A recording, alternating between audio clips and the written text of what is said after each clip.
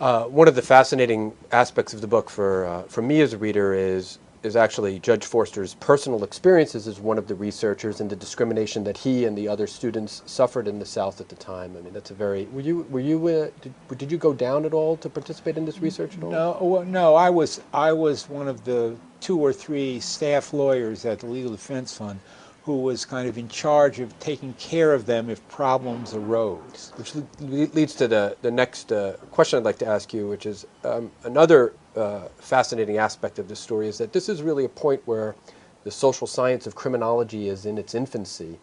And the Legal Defense Fund had relied upon some social science data in Brown successfully.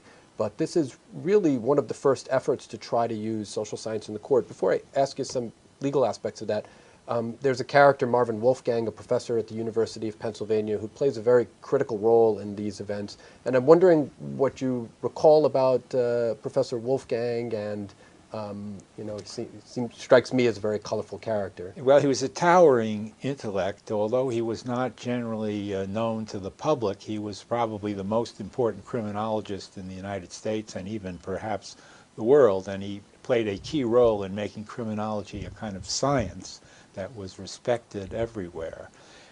Marvin was very self-effacing, but he was a very strict taskmaster when it came to scientific proof. And what he conveyed to these 28 students was that they were to have no bias. They were not to put the thumb on the scale. They were to report the information that they pulled out of these dusty court records as they found it.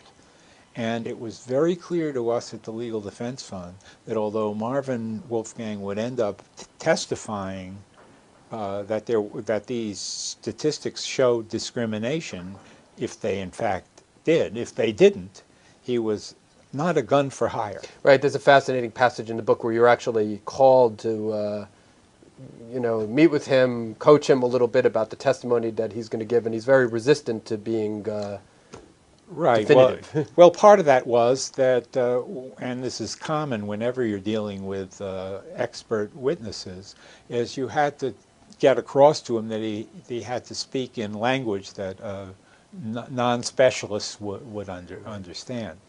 But he was an extremely warm person. He was brilliant, but there was no pretense about him whatsoever. He was totally committed to the work.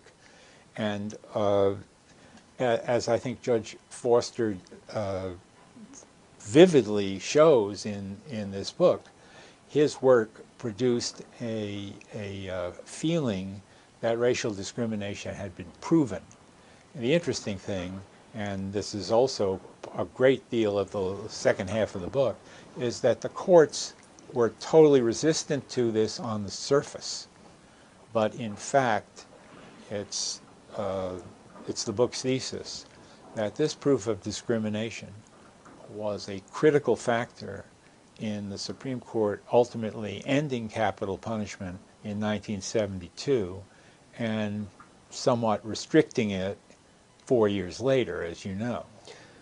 Let me ask you a little bit about your the legal staff at the Fund's understanding of the relevance of the race evidence originally. So in Brown, it's very clear that its relevance is to disproving, to an equal protection clause violation and showing that the separate facilities were unequal.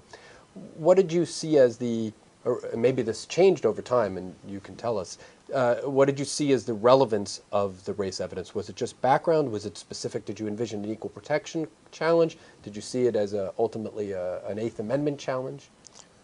No, I think it was primarily an equal protection argument, that the groups were treated in a totally different fashion.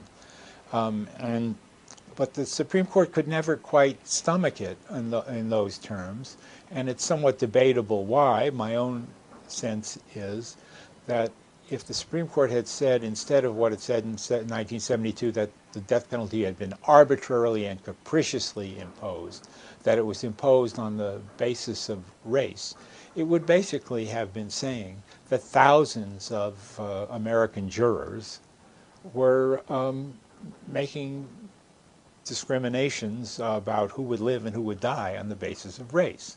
And I think that was not something the Supreme Court wanted to endorse, even though, to be blunt about it, that was what happened, and that was what anybody who impartially looked at the evidence would conclude. And so the result was, we're not going to accept this proof on the basis of statistics. And so the rape survey evidence, which was introduced in a couple of famous cases, was never accepted on its own. But in the end, it's, I think, clear, and you might have an opinion about this from the documents we have about what went on in the courts, that when the Supreme Court said arbitrary and capricious, a good deal of that meant racial. Now, I think an important part of the book that I just want to mention is the fascinating experience of these white law students who were not civil rights workers and were told not to pretend they were, but who were somewhat disingenuous in saying they were doing research projects for their professors, and who somehow or other managed to open up these records, which Southern court clerks and officials really did not want them to see. Their experience, none of them were arrested and or beaten, which was the experience of civil rights workers during that period. But they were resisted and harassed. Harassed, yeah. And often, interestingly, often because they were from the North, or because when they were asked, they said, oh, we're from Yale or UCLA or Harvard or Penn. And it was a kind of regional prejudice. Yeah. Remember, the South, people in the South felt totally beleaguered and attacked on a regional basis, regardless of where their opinions about civil rights stood on the continuum. They did feel an enormous sense of frustration and hostility from the rest of the country, and they returned that hostility.